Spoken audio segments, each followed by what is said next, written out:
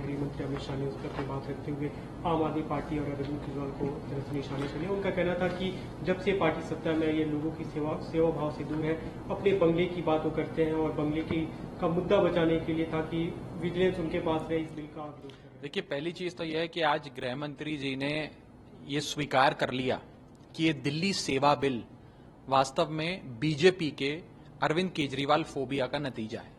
BJP को Kejriwal phobia की बीमारी है, उन्हें केजरीवाल से डर लगता है, जिसके चलते वो ये बिल लाए हैं। आज उन्होंने खुद सदन के भीतर, सदन के पटल पे अपनी ये बात रखी कि 2015 तक तो दिल्ली में सब ठीक था।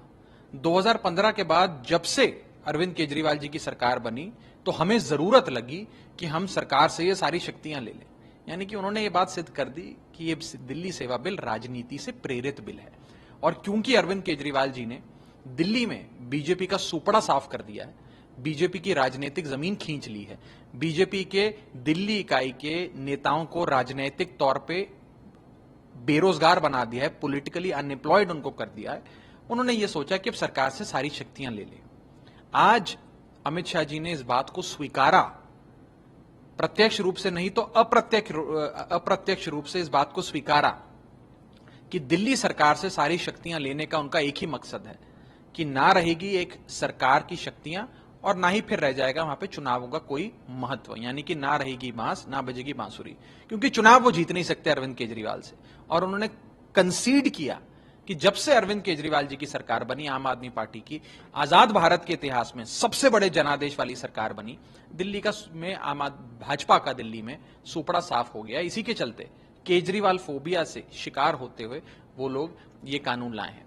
और आज उन्होंने पंडित नेहरू, डॉक्टर अंबेडकर, सरदार वल्लभ भाई पटेल के कुछ 1930 या 40 के दशक के कुछ बयान कोट करते हुए इस जस्टिफाई करने का प्रयास किया कि ये कानून हम उनके बयानों और उनके इच्छा अनुसार ला रहे हैं। मैं गृह मंत्री जी को कहना चाहूंगा, नेहरू साहब, अंबेडकर साहब और सरदार वल्लभ भाई पटेल जी के पास जाने की आवश्यकता नहीं है।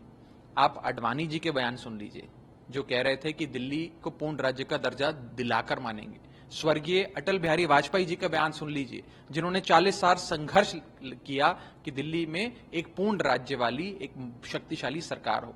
अपने ही नेता मदन लाल खुराना और साहिब सिंह वर्मा का बयान सुन लीजिए, जो लगातार कहते रहे कि दिल्ली में फुल स्टेट होना चाहिए, शक्तिशाली सरकार होनी चाहिए और दिल्ली के लोगों को अपना शक्तिशाली मुख्यमंत्री और शक्तिशाली सरकार चुनने की अथॉरिटी होनी चाहिए, राइट होना चाहिए, अधिकार होना चाहिए। पंडित नेहरू तक ना जाओ, आडवाणी जी को याद करो, आडवाणी जी का सपना पूरा करने की कोशिश करो, अटल बिहारी वाजपेयी जी का सपना पूरा करने की कोशिश करो। नेहरू जी के सपनों तक मत जाओ। नेहरू जी की सपने पूरे करने की मुझे नहीं लगता कि काबिलियत भारतीय जनता पार्टी में है। गठबंधन का नया स्वरूप इंडिया गठबंधन का, जिसमें कांग्रेस से आम आदमी पार्टी है, उन्होंने कांग्रेस को एक तरह से संबोधित करते हुए कहा कि आप भले आज इनका समर्थन कर रहे हैं, लेकिन जब ये बिल पास हो जाएगा तो ये आपसे दूर हो जाएंगे।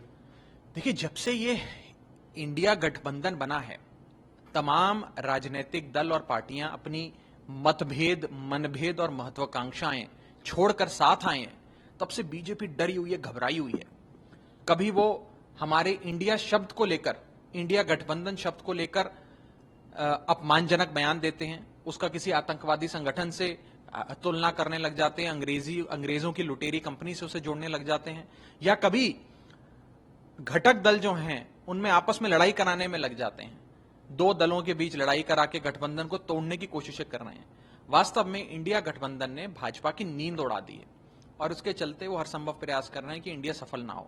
मैं उन्हें बताना चाहूंगा कि 1977 में जो जनता पार्टी का गठबंधन बना था, जिसमें जनसंघी, वामपंथी, कम्युनिस्ट, सोशलिस्ट सब साथ आए थे, उससे भी ज्यादा मजबूत गठबंधन इंडिया बना है, जिसमें हिंदुस्तान के कोने कोने से लोग इंडिया छतरी के नीचे आए हैं।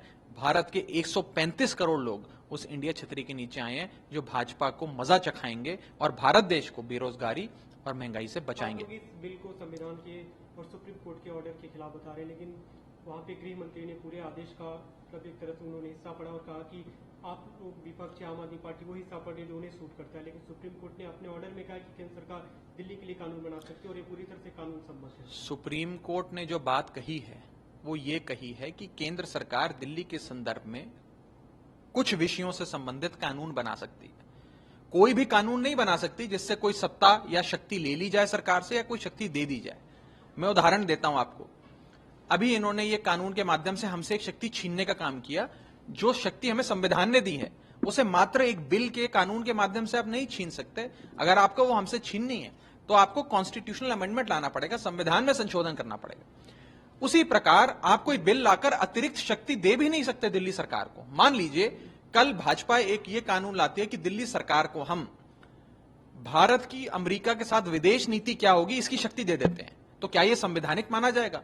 वो कतई भी संवैधानिक नहीं माना जाएगा, क्योंकि कोई भी कानून बनेगा तो वो संविधान के चार दीवारी के भीतर रहकर बनेगा। संविधान की लक्ष्मण रेखा को आप लांघ नहीं सकते। इसी प्रकार ना कोई अतिरिक्त विषय दिल्ली सरकार को आप दे सकते हैं और ना ही कोई अतिरिक्त विषय दिल्ली सरकार से ले सकते हैं। जो विषय आपके अधीन है उस पर आप कानून बनाएं, जो विषय दिल्ली सरकार के अधीन है उसे दिल्ली सरकार चलाएगी। ये संविधान कहता है। एक बिल के माध्यम से संविधान को बदलने की कोशिश और सुप्रीम कोर्ट के फैसले को पलटने की कोशिश गैर संवैधानिक है, अलोकतांत्रिक है और सुप्रीम कोर्ट की संवैधानिक पीठ इस बिल को कचड़े के डब्बे में डालने का काम करेगी। अंतिम सवाल इस पे कई दिल्ली के सांसदों ने भी अपनी बात रखी। मनोज तिवारी, रमेश बिधूड़ी, मीनाक्षी लेखी। रमेश बिधूड़ी ने सीएम के लिए दुर्योधन ये सब शब्दों का इस्तेमाल किया। मीनाक्षी लेखी ने ईडी का जिक्र किया, आपने उसे लेकर ट्वीट भी किया है। देखिए, बहुत दुख का विषय है कि आज एक केंद्रीय मंत्री, कोई साधारण भारतीय जनता पार्टी की कार्यकर्ता नहीं, एक केंद्रीय मंत्री ने सदन में कार्रवाई में ऑन रिकॉर्ड ये बात कही, एक विपक्ष के नेता को धमकाते हुए कि ऐसा ना हो कि कल आपके घर भी ईडी आ जाए। खुली चुनौती है कि अगर आवाज उठाओगे, हमसे सवाल करोगे, ज्यादा ज्ञान देने का प्रयास करोगे तो तुम्हें भी हम जेल में डाल देंगे, तुम्हारे घर भी ईडी पहुंच जाएगी। ये सरासर अब्यूज ऑफ पावर है। सत्ता के नशे में ये लोग इतना चूर हो गए हैं कि हर किसी को ईडी सीबीआई की धमकी दे रहे हैं। और विपक्ष की आवाज, कोई भी गैर भाजपा व्यू पॉइंट की अगर आवाज इस देश में खड़ी होती है, उसके घर ईडी भेजकर उसे आवाज बंद करा देते हैं या उस व्यक्ति को बंद करा देते हैं जेल की सलाखों के पीछे। ये बहुत दुर्भाग्यपूर्ण है और मैं मीनाक्षी लेखी जी के इस बयान का खंडन करता हूं। एक अंतिम सवाल, अब ये लोकसभा में बिल पास होने जा रहा है, आगे राज्यसभा के लिए क्या रणनीति? देखिए, राज्यसभा में जब बिल आएगा तो किसके पास संख्या बल है, किसके पास संख्या बल नहीं है, उसका फैसला होगा। कितने लोग उस समय मौजूद रहेंगे, किस पार्टी को वोट देते हैं।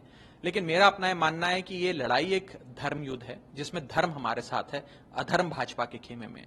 जीत धर्म की होगी, हार अधर्म की होगी। और जब धर्म आपके साथ हो तो ब्रह्मांड की तमाम शक्तियां लग जाती हैं आपको जिताने में, धर्म की विजय के लिए। तो मुझे लगता है जीत अवश्य आम आदमी पार्टी के इस एफर्ट्स की होगी, जिस एफर्ट्स के माध्यम से इस लोकतांत्रिक असंवैधानिक कानून को रोकने का प्रयास कर रहे हैं। सीएम ने एक ट्वीट किया अभी अरविंद केजरीवाल ने, उन्होंने लिखा है कि अमित शाह के पास कोई वाजिब तर्क नहीं था इस बिल के खिलाफ इस बिल के समर्थन में बात करने का। वो इधर उधर की बातें करते रहे और ये बिल दिल्ली के लोगों को गुलाम बनाने वाला बिल है। ये बिल दिल्ली के 2 करोड़ लोगों को गुलाम बना देगा, उनके अधिकार छीन लेगा। लोकतांत्रिक ढंग से चुनी हुई सरकार को चुनने का जो अधिकार है वो छीन लेगा। 2 करोड़ लोग दिल्ली के बीजेपी से सिर्फ बदला नहीं लेंगे, हिंदुस्तान की 135 करोड़ जनता आने वाले चुनावों में बीजेपी से बदला लेगी। और दिल्ली में ये सिर्फ प्रयोग है।